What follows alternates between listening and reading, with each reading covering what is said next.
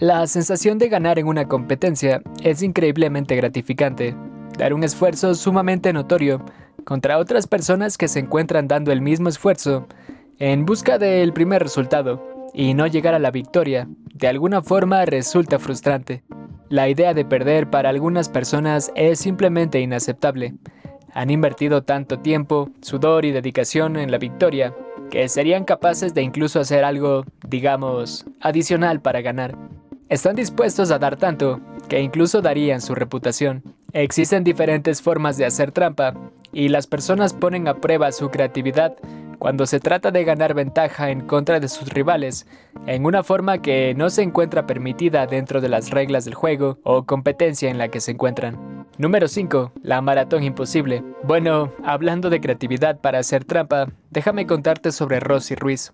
En 1980, esta mujer ganó el maratón de Boston con un tiempo impresionante de 2 horas y 31 minutos. Fue la tercera mujer más rápida en la historia de ese maratón en ese momento. Sin embargo, dudas sobre su victoria empezaron a hacerse sonar casi de inmediato. Los corredores que terminaron detrás de ella empezaron a murmurar. Nadie la había visto durante la carrera. Los fotógrafos tampoco tenían imágenes de ella en los puntos de control intermedios. Cuando le preguntaron sobre su estrategia para ganar la carrera, sus respuestas fueron poco convincentes. Tampoco se le notaba casi nada de sudor o cansancio para alguien que supuestamente acababa de correr 42 kilómetros. Después de un poco de investigación se reveló la verdad. Rosie había tomado el metro para llegar antes. Sí, literalmente se subió al metro de Boston, se bajó cerca de la meta y corrió el último 1,5 kilómetros. A pesar de esto, hay algo que resulta interesante. El hecho de que ella había hecho trampa no se confirmó hasta una semana después de la maratón. Durante esos 7 días, ella fue tratada como una campeona. Dio entrevistas, recibió medallas. Apareció en portadas de periódicos. La ciudad de Boston la celebraba como toda una campeona.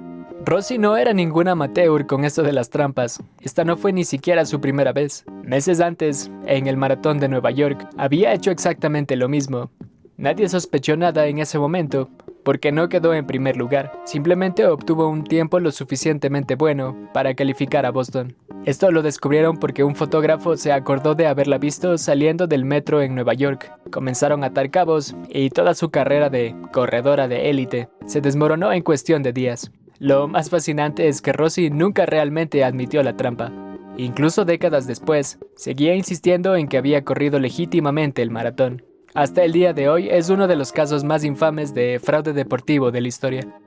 Número 4. El perfecto juego de ajedrez.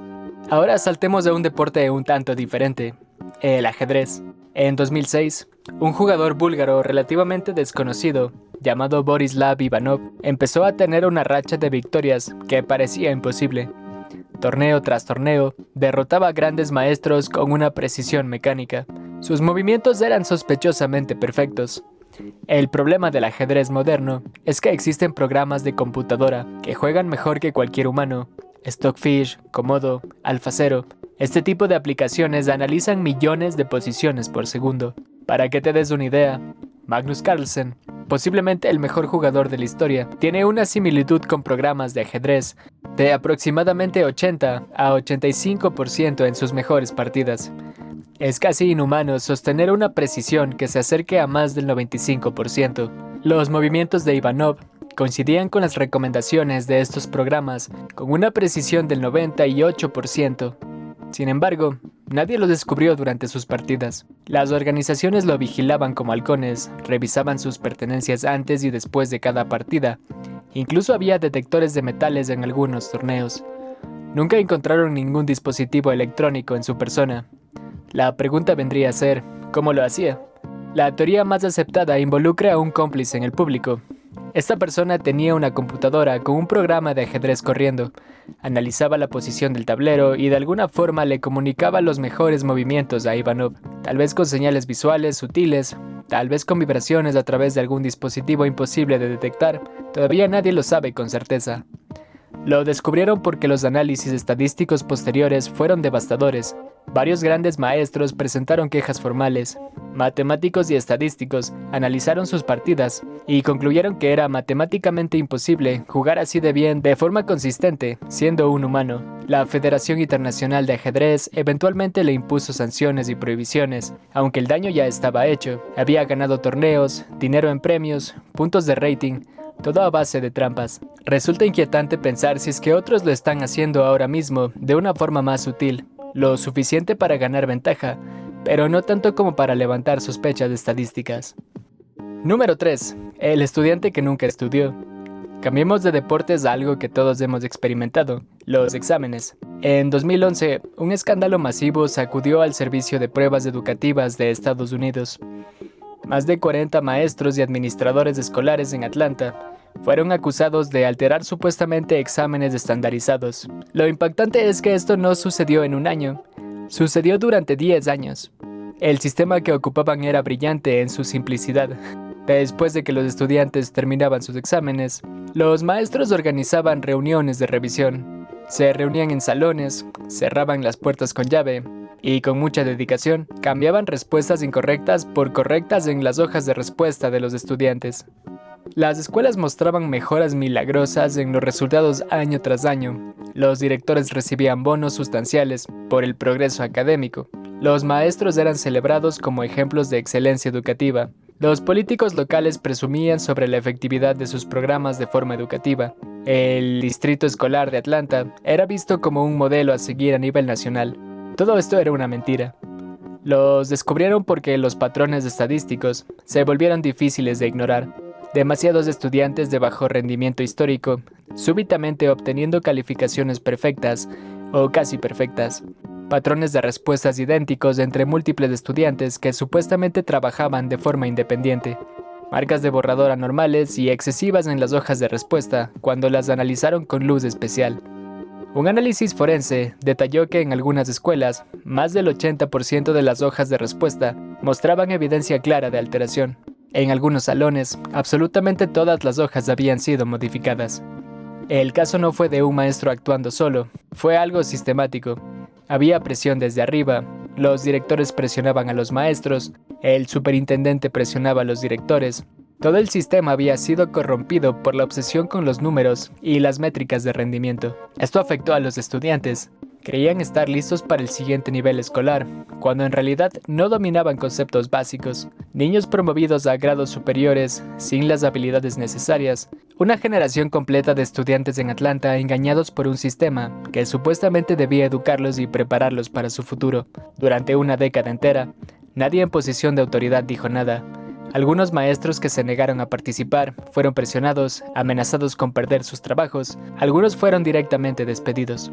El juicio resultante fue uno de los más grandes en la historia de la educación estadounidense. Varios administradores fueron condenados a prisión, como si no se hubiesen imaginado lo que podía pasar. Número 2. El velocista. Hablemos de Ben Johnson. En 1988, en los Juegos Olímpicos de Seúl, este velocista canadiense rompió el récord mundial de los 100 metros planos con un tiempo de 9.79 segundos. Esto había sido asombroso, fue épico, fue histórico y fue completamente falso. 3 días después, su prueba de dopaje dio positivo para estanosol, un esteroide anabólico. Su medalla de oro fue despojada y el récord mundial anulado. Canadá se encontraba devastado. Algo que mucha gente no sabe es que Johnson había estado usando anabólicos durante años. Su entrenador, Charlie Francis, más tarde confesó en audiencias públicas que habían estado en un programa de dopaje sistemático desde principios de los 80. Johnson había ganado medallas de oro en campeonatos mundiales, establecido múltiples récords, dominado la velocidad mundial, todo mientras estaba dopado hasta las pestañas. Lo interesante es la tecnología y el juego del gato y el ratón. En ese tiempo, las pruebas de dopaje eran mucho más primitivas que ahora. Los atletas y sus entrenadores literalmente jugaban un juego de tiempo preciso con los laboratorios. Sabían exactamente cuánto tiempo tomaba cada sustancia en salir del sistema. Sabían el ciclo de los esteroides en el cuerpo para maximizar el beneficio mientras minimizaban la ventana de detección. Tenían calendarios planeados de cuándo dejar de usar ciertas sustancias para pasar la prueba en competencias importantes. El estanosol, que finalmente lo descubrió, Probablemente fue un error de cálculo en el tiempo, o tal vez Johnson y Francis se volvieron confiados después de años de salirse con la suya, y pensaron que lo podían seguir usando hasta más tarde de lo seguro. Después del escándalo, durante las investigaciones posteriores, Johnson admitió que prácticamente todos los velocistas de élite en ese nivel estaban usando alguna forma de mejora de rendimiento, que era imposible competir a ese nivel sin ayuda química. Según él, el campo de juego nunca había sido parejo. La historia de Ben Johnson es un recordatorio de que a veces lo que vemos como el pináculo del logro humano puede ser, en realidad, el pináculo del engaño humano. Número 1. Pesca milagrosa. Los torneos de pesca por lo general no son algo en los que uno se esperase que hiciesen trampa. En 2022, 2 pescadores en Ohio fueron descubiertos rellenando sus capturas con pesas de plomo y filetes de otros pescados para aumentar el peso de forma fraudulenta. Estas personas, Jacob Runyan y Chase Kominsky, habían estado ganando torneos durante años, habían acumulado premios por cientos de miles de dólares, eran conocidos en el circuito como pescadores extremadamente consistentes y hábiles. El video de cuando los descubrieron se volvió absolutamente viral. El director del torneo, con manos temblorosas de furia, abre uno de los pescados frente a todos los participantes y las cámaras, y encuentra las pesas de plomo dentro. El público enloquece instantáneamente. Hay gritos, insultos, amenazas de violencia física. Otros pescadores tienen que ser contenidos físicamente para que no golpeen a Runyan y Kominsky. La tensión es palpable. Pero lo fascinante es que nadie había sospechado seriamente durante años. Sus capturas siempre parecían levemente más pesadas que las de los demás competidores, pero dentro de lo creíble. No era tan obvio como para levantar alarmas inmediatas. Simplemente parecían ser muy buenos en su oficio. Lo que finalmente los expuso fue que en ese torneo específico, otros pescadores experimentados notaron que los pescados de Runyan y Kominsky se sentían raros al levantarlos, más duros de lo normal. El peso estaba distribuido de forma no natural y decidieron exigir una inspección física. Cuando abrieron los pescados, encontraron no solo pesas de plomo, sino también filetes de otros pescados adicionales metidos dentro para aumentar el peso total. Análisis posteriores y testimonios de otros competidores revelaron que probablemente habían estado haciendo esto durante toda su carrera exitosa en la pesca competitiva. Cada victoria junto a cada premio obtenidos con fraude. Y sí, fueron acusados criminalmente. Fraude, intento de robo, alteración de evidencia, conspiración. Porque resulta que hacer trampa en torneos con premios en efectivo sustanciales no es solo antideportivo, es literalmente un crimen bajo la ley de Ohio. En este caso vemos que la trampa no se limita a deportes de alto perfil, incluso en comunidades pequeñas y en competencias que la mayoría de la gente ni siquiera sabe que existe. Hay personas dispuestas a arriesgar todo por dinero y ego. Y ahí lo tienes, 5 historias que nos enseñan algo fundamental sobre la naturaleza humana. La línea entre el éxito legítimo y la trampa a veces puede ser tentadora y jugosamente delgada. Mientras más alta sea la recompensa, ya sea dinero, fama o simplemente el ego por decir que se ha ganado algo, más personas estarán dispuestas a cruzarla. ¿Vale la pena arriesgar tu reputación, tu carrera, tu libertad, tu legado por un momento de gloria falsa que eventualmente será expuesta? Para algunas personas en el calor del momento, aparentemente sí. ¿Ustedes qué opinan? ¿Conocen otros casos de trampa que no se han descubierto hasta años después? ¿Creen que la tecnología eventualmente hará imposible hacer trampa? ¿O solo hará que los tramposos se vuelvan más sofisticados? Déjame tu opinión en los comentarios. Gracias por ver, cuídate mucho y nos vemos pronto.